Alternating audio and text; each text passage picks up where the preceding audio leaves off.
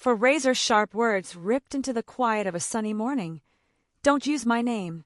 Sir David Attenborough did not shout, yet his warning landed like thunder. The world's most trusted voice on nature had just broken his calm to push back against Meghan Markle's shiny new venture. No headline, no gossip column, not even a late-night joke could wound a brand as deeply as Attenborough's single sentence did.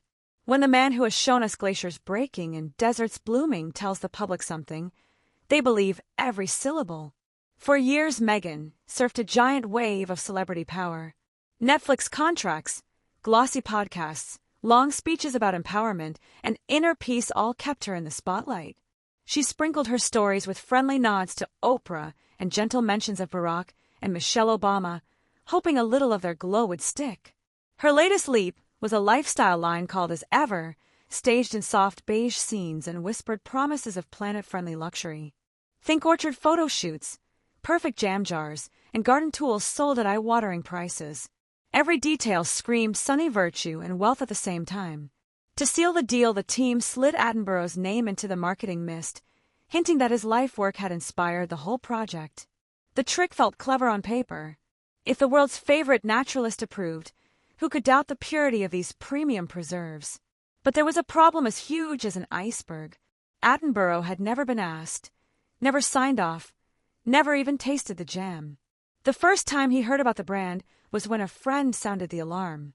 The calm explorer of rainforests chose 5 crisp words in reply. "Don't use my name." He did not edit or soften them. That line flashed across news feeds faster than any paid advertisement could dream of moving. Online reaction exploded like dry grass in a wildfire. Fans posted clips of Attenborough talking about endangered tigers and slapped snarky captions over the video. "He saved the planet, not your jam brand." The hashtag don't use my name zoomed to the top of X and TikTok within hours. Suddenly Meghan's usually vocal media team went as quiet as a winter pond. No heartfelt statement, no gentle apology video, nothing. Their silence rang louder than cymbals. The trouble ran deeper than one angry tweet. Meghan's entire public image leans on borrowed trust. When the pillar that supports the whole stage yanks away, the lights above start to wobble. Reporters dug under the pastel filters and found cracks. The launch looked like the next scoop with dreamy garden walks, yet the website crashed, products vanished, and eco-claims faded under bright light. Some jars used glass that was not recycled. Some ingredients traveled thousands of miles, far from local farms. Critics posted side-by-side shots of the fancy packaging against the plain truth. They noted mission lines packed with buzzwords yet missing real data. Each new detail felt like another loose thread on a fragile sweater. Influencers who once unboxed as ever gifts with wide smiles now shrugged and stopped talking. Hollywood contacts stopped returning calls. Inside the brand's offices, trusted executives from places like Apple and Netflix quietly updated their profiles and walked out the door. While the public roasted marshmallows over the blaze, the office lights burned late into the night. Crisis teams drafted apology drafts, deleted them, and started again. One insider said meeting rooms looked like war zones, with sticky notes on every wall and red-eyed managers whispering about rebuilding trust.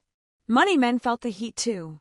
A silent group of private investors had planned to pour 7 figures into global expansion, yet within 48 hours half of them pressed pause. They demanded clear proof that the brand could survive without star endorsements. No proof came, so the wallet stayed shut. Retail partners who had reserved end-cap displays began backtracking. One high-end grocery chain emailed that they would review the situation after further notice, which is polite code for "we are out."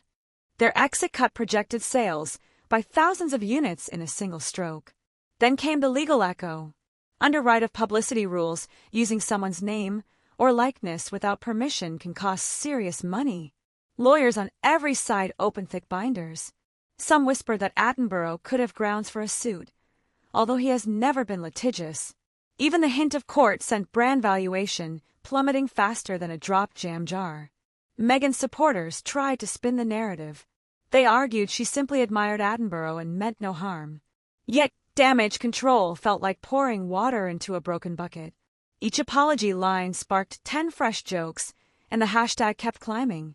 For the staff left behind, morale crashed. Slack channels, once filled with cheerful emojis, turned silent.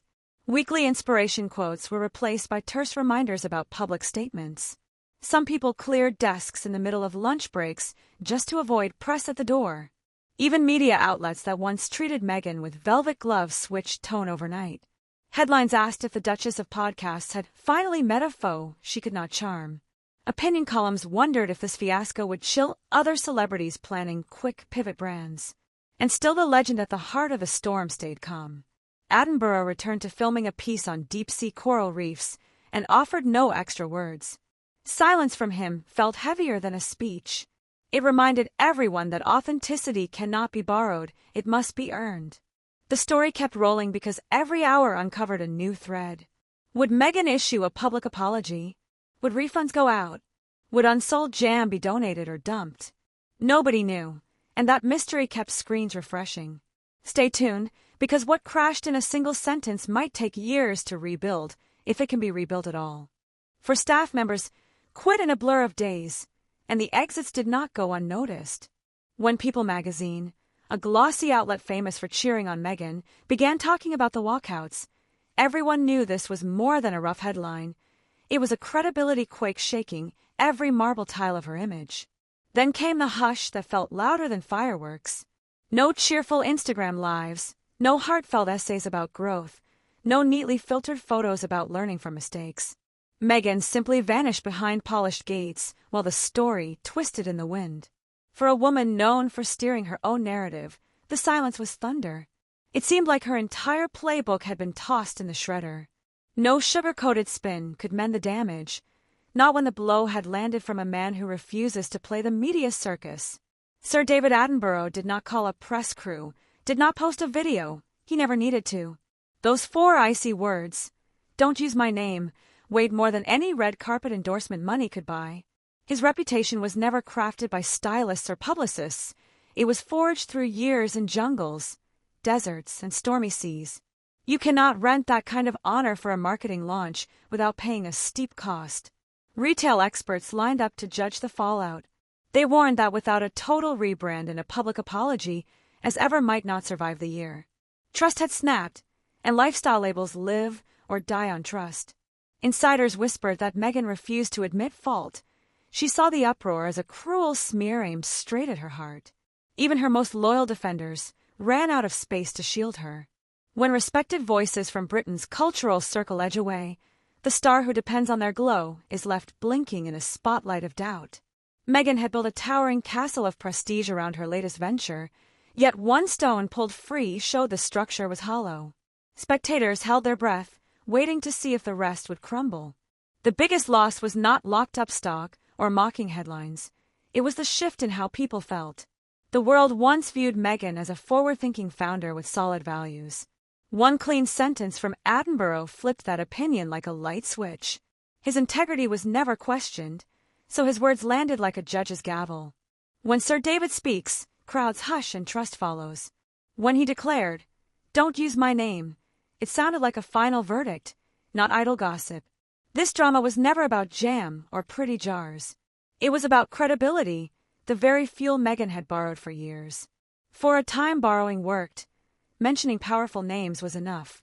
Yet what happens when one of those names stands up and says, "No, not me"? The curtain crashes, complicating matters. Attenborough is not a minor host you can brush aside. He is woven into the very fabric of British life. He recorded documentaries with Queen Elizabeth, guided King Charles on green projects, and guarded an unblemished record for decades. In the United Kingdom, he is as close to untouchable as a public figure can be. When he gently stepped back from Meghan and her jam empire, the blow was not only personal, it was cultural. The quiet signal was clear. The elders had left the playground, leaving the brand exposed. Audiences already tired of celebrity activism began to see through the staged greenwash. Meghan's version of sustainability looked more like a costume than a cause. Her eco-promises felt shallow, and the glossy lifestyle photos seemed curated instead of real. Even the partners she counted on started loosening their grip. There is nothing lonelier than a climb that stalls halfway up a social ladder. Meanwhile, behind closed doors, the mood was a mix of panic and polite professionalism. Emergency meetings filled calendars. Strategy decks sprouted like weeds. Some advisors suggested a raw interview. Others pushed for a complete makeover, or even hiding the product until memories faded. Each option met the same brick wall, because the issue was never just the product. It was public perception. Perception is the entire engine when a company trades on admiration. Her silence stretched longer than anyone expected. Some guessed she was quietly crafting a bold return. Maybe a joint sit-down with a supportive superstar. Weeks flowed by and still the stage lights stayed dark. All the public saw were whispers, talk of damage control huddles, changing staff, public relations firms on call. Influencers who had boasted of as ever gift baskets quietly deleted tags. Yet the internet never erases. Screenshots piled up, memes blossomed, and the narrative became cement. Meghan Markle had tried to use Sir David Attenborough to sell jam, and he stopped her with 4 crisp words. That punchline became the punch. The Ripple hit store shelves fast. A gourmet chain pulled pre-order signs overnight, leaving bare spaces where jam towers were meant to stand. Shoppers snapped photos of the empty racks and wrote, "Nature chose not to stock this." Each picture poured fresh fuel on the backlash. Morning talk shows picked the saga apart. One analyst said lifestyle ventures live on trust the way plants live on sun, take it away and they droop. Another noted that buyers now look beyond soft fonts and recycled labels. They want numbers, audits, proof. Even People magazine, usually a safe zone for Meghan, surprised readers by listing the staff exits.